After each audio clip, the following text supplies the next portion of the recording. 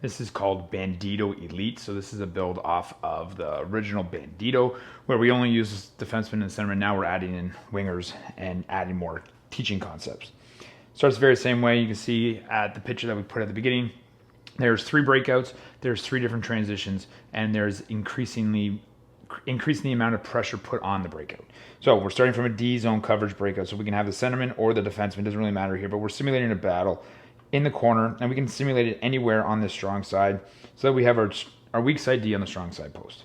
We have another set of D that are up here, and we have 2 forwards on the same side. Doesn't matter what side we start them with. On the whistle, we're going to use a soft area here. So the principles and habits of our breakouts are always going to be find soft areas, put there, use the net, and use the weak side to break out. So we're going to put a puck down into a soft area. Our weak side D is going to pick it up, come around the net. So we're gaining the net.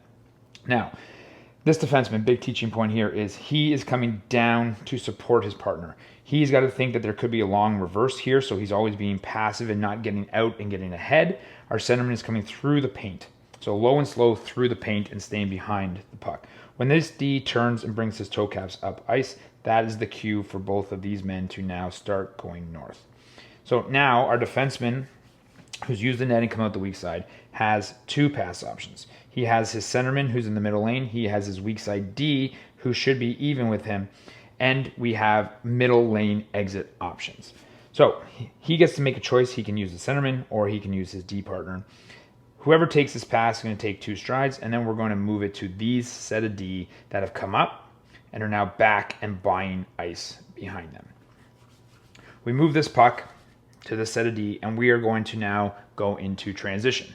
So first one, keep it fairly simple. We can use different options. We'll just go single D to D. So let's say we move the puck to here. The centerman is going to crowd to this side. We'll go D to D. He'll swing. We'll use the middle lane. Now this centerman is going to dump it in. The defensemen that he broke out with are now coming north. This puck goes in. We're going to turn, and now we're going to go back on a yellow retrieval. So a yellow retrieval is a retrieval with moderate pressure. So we're going to take the first forward here, and he is going to put our pressure, our single man pressure on this set of D and this centerman. So we're going to come back. Say puck goes here. We got D1. This would be a strong side D retrieval. Weak side D is going to spread. And because we're using a yellow retrieval here, we're asking our D to spread. This can change however you set up your structure. And then our centerman is going to come back, support, see the play behind the net on the spread, curl. And then same thing, we have a pass option here. We have a pass option here, or we can skate it depending on what the single man pressure is dictating that we should do. These D coming up ice again, coming back, buying ice behind them, and we're going to start our second transition. The forward that went in on the single man pressure is now going to come out to the opposite side. We're going to go, now maybe this time we dictate we want to use a double D to D.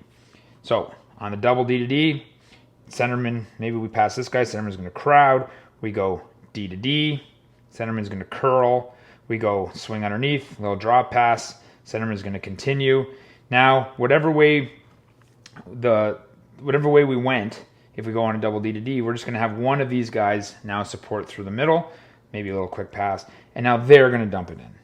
So now we have our third breakout. This time, the 2 wingers that started on the wall are now going to put a 2-man pressure on that original set of D and this centerman who's coming back to support. So we have a 3-man breakout against 2 men putting on pressure.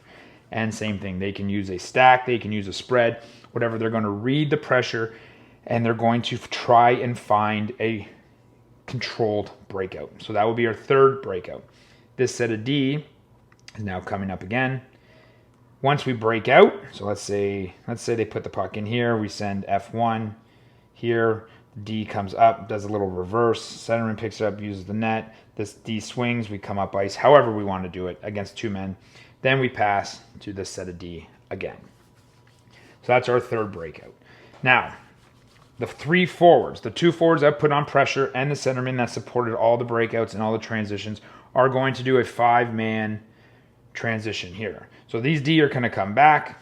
We can use whatever transition we want with 5 men.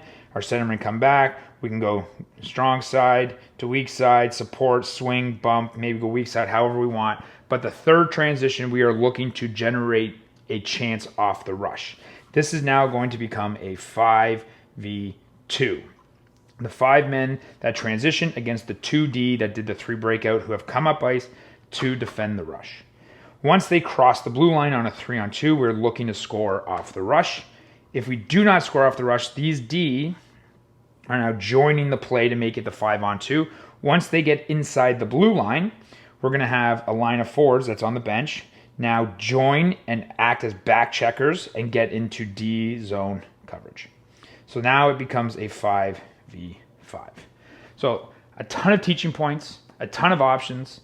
There's lots of ways to tinker this on terms of if you're working on a 1-2-2 or a 2-1, if you are working on heavy retrievals, breaking out, or if you want to work on passive retrievals. There are so many teaching points here that you can run this drill every single practice and it can be completely different every single time. So that's the big thing on teaching hockey IQ is putting in scenarios and being able to adjust them every single day, but not giving them black and white rules on how they have to break out. This is a drill where it's completely based off of them reading the pressure that they get, understanding that not everything goes up the strong side, but looking to use middle lane exits, and then transitioning. And big part of this drill is our centermen supporting every play. I feel like in minor hockey, the centermen do not get enough attention on how to support play. So they're supporting breakout, they're supporting transition, and then the fun part at the end is trying to score off that rush.